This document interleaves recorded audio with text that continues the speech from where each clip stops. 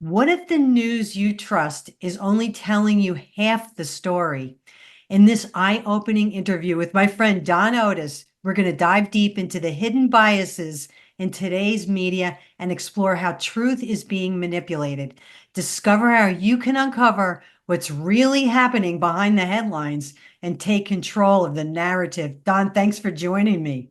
Great to be on with you, Nancy.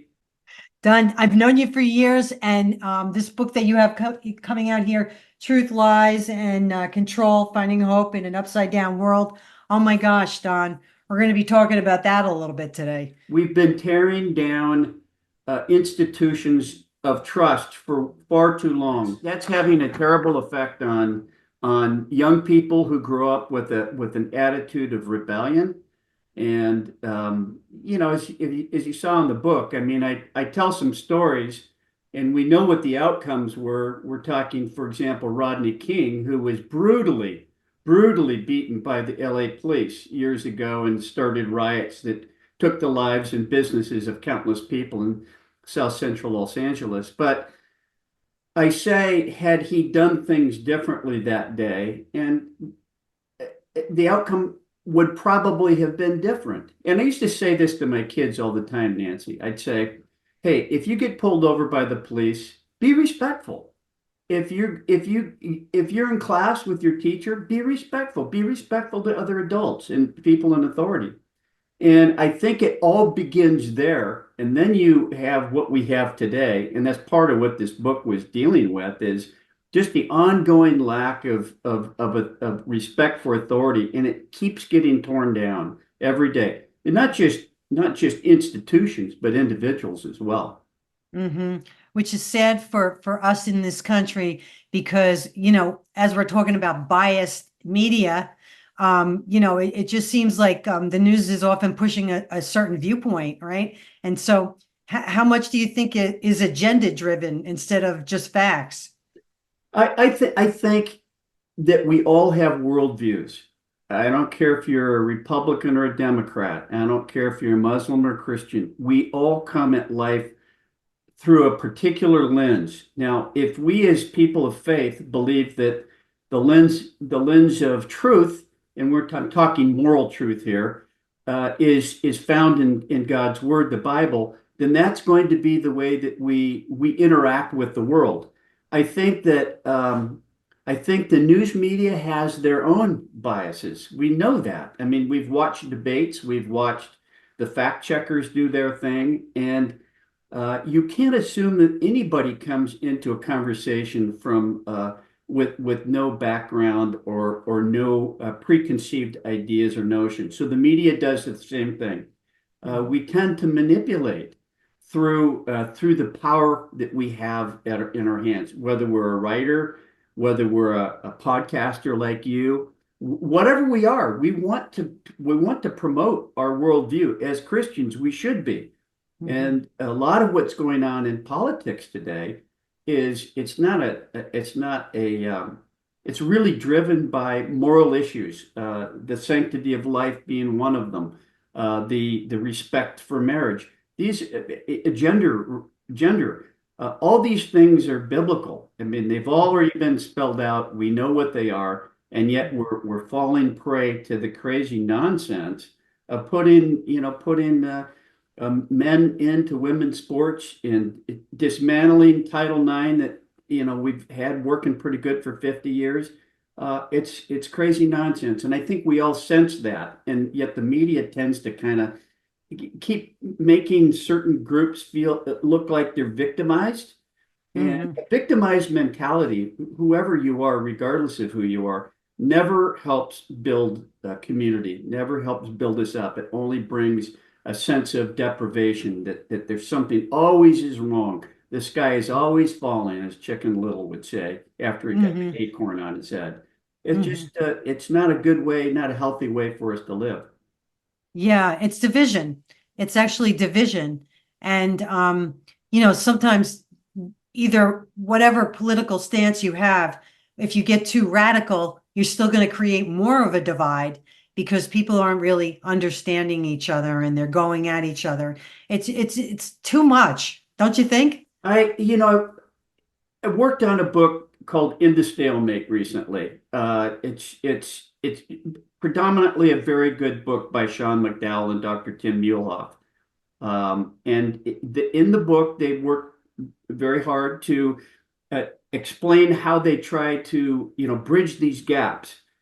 And after reading it, I thought these are great ideas. I like the way they think. And then I said, it doesn't work. Hmm. It just doesn't work. And so I've kind of changed my perspective on things. I've always considered myself willing to look at people's perspectives and understand their viewpoints. Hmm. But that is becoming more and more difficult, unless, even within families. I mean, you're talking about colleagues, friends, and even people in my small community. It's very difficult to have civil dialogue and communication. And I'll tell you why. I think it's because we're coming from such opposing worldviews. If my Hmm. worldview is that abortion is health care and only a woman can make that decision because she knows what to do with her own body, I get those slogans. They all sound really great and sanitized. Hmm. But if you don't believe that life is life and that it's made in the image of Almighty God, then you're going Hmm. to make decisions that are in your own enlightened self-interest. Hmm. And that goes back to a bigger problem in our culture, and that's just a sense of, if I feel a certain way, then it must be right. If I feel Hmm. a certain way, it must be true. So we become much more driven by feelings and by facts. Hmm. And it makes me think too about the secular media, how like, maybe they would confirm something like that, like, for a woman, go ahead and go have an abortion. You have rights. You have rights, they push this thought upon younger minds that, you know, that we don't even understand like what maybe a child is going through, to how influential what you say to them is, and that it could change their whole life. I'd like to think that I watched a young woman carrying a sign yesterday. If I can remember this right, she said, "I'd rather be a murderer than a mother." I Mm, mean, this is so blatant, Nancy. This is so blatant. There's just such a respect for life, for truth, for science. I mean, we're talking about years of hearing follow the science, and mhm, it's just it really isn't. It's follow mhm, my idea of what I think the science should be so that you can fall into line. So I mhm, really I really struggle with this. And I think as believers, we're talking 90 million self-identified evangelicals in this country, 90 million. 40 million of them don't vote. 15 million of them aren't even registered to vote. It makes me emotional to think that we have this power within our grasp. mhm, Forget who's running for president. Don't vote for the personality if you don't like a person, but vote for the policies that most align themselves to a biblical worldview. And if we mhm, don't do that, we capitulate to the Zeitgeist, the what's going on in our woke culture. We are mhm, on the mhm. precipice of losing something really great and grand, and I just hope that God has mercy on us. Absolutely. Well, God is in control, and I always say, like, He holds everything. He holds our future. And so we only can pray that He will do the best for this country, You know, because that's where we stand. I was out walking the other day. I've been praying about where we're at as a nation, and I said, God, how should I be praying right now? Mhm. And he said, I already told you how to pray. I'm like, okay. Our Father who art in heaven, hallowed be thy name. Your kingdom come, your will be done on earth as it is in heaven. So the Amen. implication of that statement that Jesus made, telling his disciples how to pray, is that Hmm. God's will is not being done on earth. I mean, Hmm. any of us that are people of faith and come from that worldview, we know that things are not the way they're supposed to be. So we pray that God's will would be done and would be accomplished. it's hard for us because we do want to say, God is sovereign, God has all the power, do whatever he wants to do, but yet we're under this thing called free will, and we've mucked it up so badly since the garden, and here we are. It doesn't seem to be getting better, as humanists would say. Oh, man is getting better. We can perfect mankind. We can have truth and love and peace. But as I was talking to my Jewish friend playing pickleball the other day, I said, "What do you think about what's going on in Israel and in your people being attacked?" And he goes, "Oh, I'm against all kinds of war. I don't believe in war. I want everybody to be good." I said, "Well, I wonder if you'd had that same attitude when the Jews were being liberated during World War II. It's just that we have these feelings, and this is what I'm saying about people on the left. There's a tendency to just think so viscerally rather than to sit down and think about the implications of what their belief systems are." And you know what, too? They don't think if it happens to them, then it changes their mind. That happens every time. Like, you'll see somebody, something happened to somebody, oh, like, so they should have done this, judging them. And then all of a sudden it happens to them, and they're like, get a law in place because we need to, I mean, it's just, that's how the world is. But Well, you're absolutely right. I mean, in getting back to in the stalemate, having conversations, I think with a friend of mine who thinks that abortion I shouldn't have anything to do with that. It's none of my business. I have to go back to him and bring his daughter into the discussion and ask him what if questions. What if this happened? What if that happened? Would you think, you want to be a grandparent, right? What happens if your daughter gets pregnant? Says, "Daddy, I'm going to get pregnant. I'm going to give up my baby." So, and even then, sometimes it doesn't work. But I mean, the same thing applies to border fences. You look at the DNC, Democratic National Convention. They had fences all around that convention. You have people that are living in Martha's Vineyard with great big fences around their properties. What are they for? Why do we have fences around schools? Because they protect. That's the whole point. Years ago, there were some sociologists that decided that having fences around schools was a bad idea because it made kids feel inhibited. Well, when they took the fences out, you know what those kids did?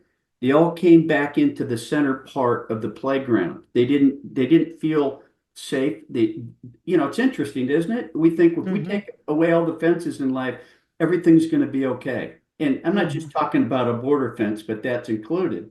And it really doesn't work that way. It's the opposite. And if you look at God's law and you look at the Ten Commandments as a form of fences, okay, whether it's adultery or property or love for God or the Sabbath or truth, those things are there as fences to keep us living in ways that we're designed by our Creator to live. And I think when you jettison all that stuff and say, "Oh no, that's too inhibiting," it just has the opposite effect. Absolutely agreed. And while you're talking about it, I'm thinking, okay, so these are the people that want to take the fences down, but then when one of the foreigners come in, kill their daughter or son in a brutal way, guess what they're doing? Asking for fences to be put up because when it happens to them, that's what I always say, when it happens to you, that's hitting home. And so Absolutely. they do not really understand the repercussions of what they are saying and how it's going to affect others because it's a stream effect. It just doesn't stop.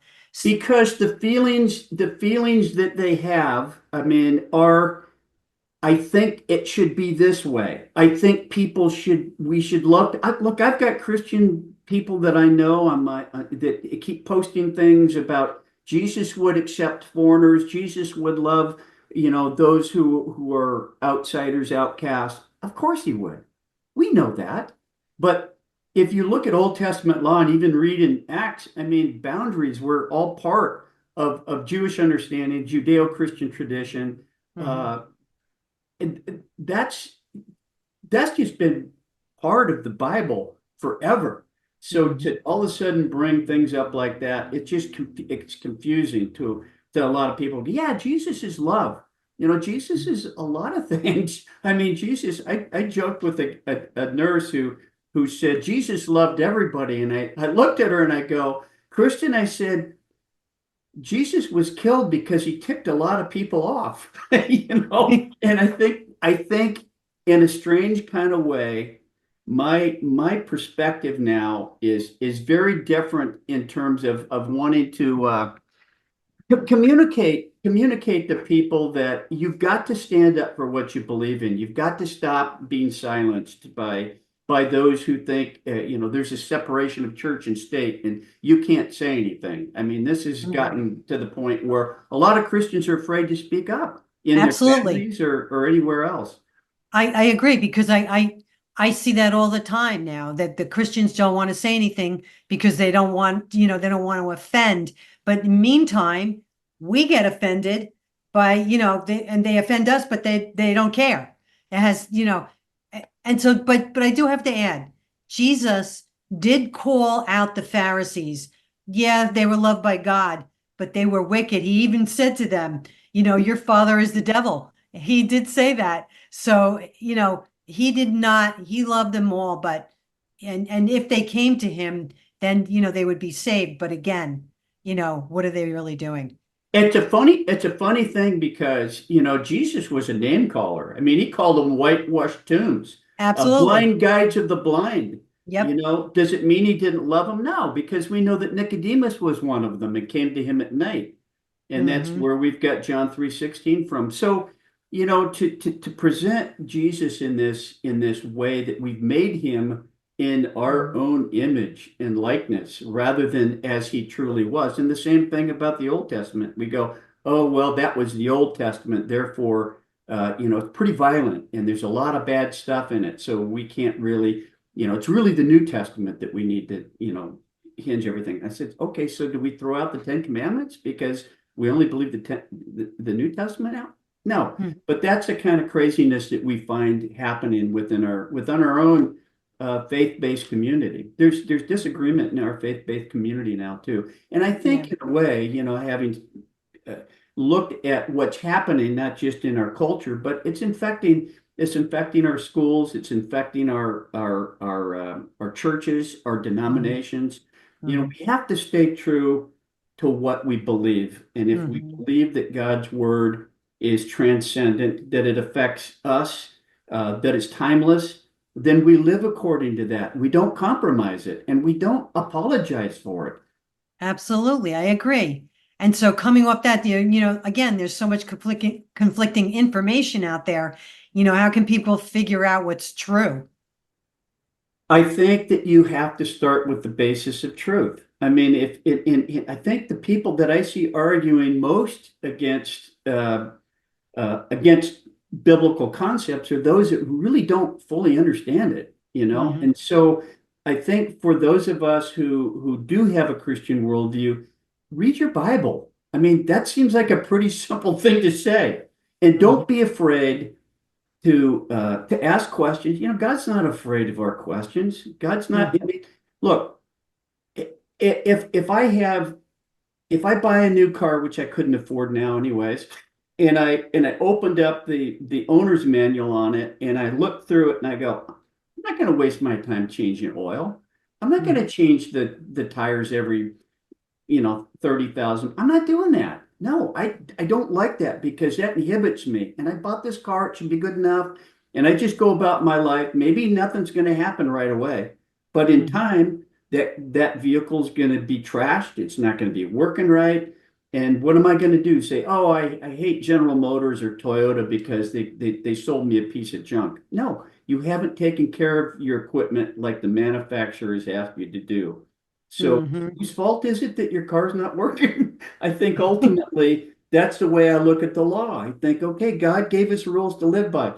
The it, Hmm. it it's we're not perfect in our following that, but we still have this simple rules that make life easier for us. Even in issues of family matters, but certainly in issues of being involved in our community. Hmm. We can't capitulate. We can't give up our right to run for public office or to to write letters to the editor in newspapers, to express ourselves. You know what? Jesus was canceled.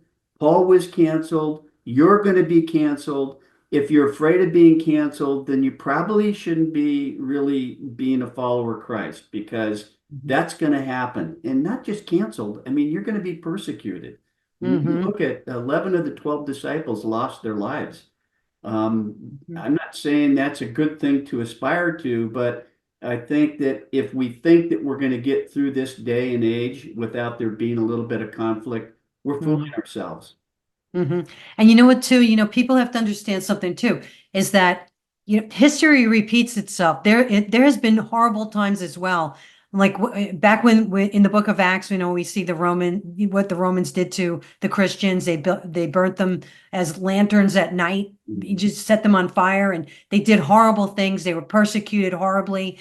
So, and now we see all over the world, different parts where people are being persecuted, they're being beheaded, they're just being tortured. And so we have to remember that, we do not know the day or the hour when Jesus is going to come or how the persecution is going to come, but be prepared for it. That's what Don's trying to say. Be prepared for what is going to come, because it's going to come. We're going to get shut down somehow or another. We're going to be shut down. So some people think, just Don, my last question to you, some people think the media might be purposely misleading us. Do you think that's happening, and why would they do that? I think they are, as I said, acting from their own broken worldviews. They're not a Christian worldview at all. And I think that then is become a deliberate attempt to sway not just elections, but policies and decision making within and outside of government.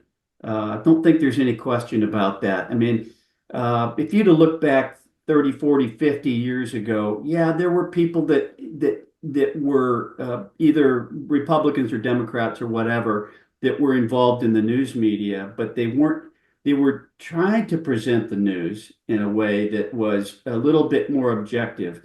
Today, it's almost more commentary. And I'm not even just saying that's on the left. I see it on the right too. I Mhm. think what we need to do as believers is to learn how to discern the difference between truth and error. Does this comment, does this policy, does this idea line up with my understanding of God's values and purposes? And what is my purpose on this earth? I mean, we have a short time on this earth. Of course, my time seems shorter all the time, Nancy, Every but every day, tick, tick, use it. tick. Use your voice, speak up. Yeah. The last thing Jesus says, go into all the world and make disciples, let Hmm. them know. I mean, the gospel is good news. That's what we need to share. It's not all negative. I mean, Yeah. we have depression and suicide skyrocketing, but why wouldn't it? I mean, we've got hurricanes and wars and fentanyl and rape and P. Diddy and his harem and all this going on in the world. No wonder we're depressed. But we Yeah. have hope. This is not our home. We Yes. we have a good place that God's prepared for us, and we want to take as many people with us as we can. Absolutely. And I always tell everybody, keep your eyes on Israel. Yeah, Whatever's happening over there, that's the place, not the United States, okay? It's Israel. We keep our eyes there and focus there. That is where God is, just his love is there. And so we also pray for the people of Israel as well, as I absolutely. say. Yep. So you can get, Don's book. He co-wrote it with Michael Letts. Tell us a little bit about Michael before we part ways. Michael runs Invest out of South Carolina. He helps provide help to first responders and police. He's doing great work, like what he's about. Just told him, I said, I think we need to put together a book and talk about some of the key reasons why we are in the situation that we're in today as a country and as a people. So I just outlined those things. I think there's about 6 key things. And if you look back historically, you go, oh, that's why we are where we are today. And there's other really great thinkers, and not even Christians, like the late Robert Bork, who wrote on some of this stuff. And you look at some of those older books from the mid to late 80s and you go, wow, those guys had it figured out. They knew. They were like seers. And yet I think very few people have paid any attention to them. Well, you can get the book on Amazon.com. Where else, Don, can they get this book? Christianbook.com too Okay, works. So any of the online bookstores. wonderful. And so what would you like to leave my audience with today? Hope. We need hope. Believe that, yes, as you said, Nancy, God is a big God. And yes, we deserve judgment. I mean, we've seen 60 million babies killed in this country. We've lost a whole generation of people. Love people, provide hope. I mean, the gospel message is all about that. And, get your own heart right. And please vote, be involved, get involved. Don't be afraid. The most intelligent way to live your life is to follow God's rules and God's laws. I always told my kids that, and I would tell anybody that today. It's the most intelligent, wisest, science affirming way to live your life. What if the way you've been seeing the world has been shaped by voices that don't have your best interest at heart? Take a moment to think about how the media and society may be influencing your views and beliefs. In this interview with Don Otis, we explored how to break free from the noise and discover the truth for yourself. And thanks for joining us. And if you like this interview, like and subscribe for more Christ-centered conversations. And check out my website, thecallwithNancySabato.com, to find out more about our previous guests. Until next time, all glory and honor to King Jesus.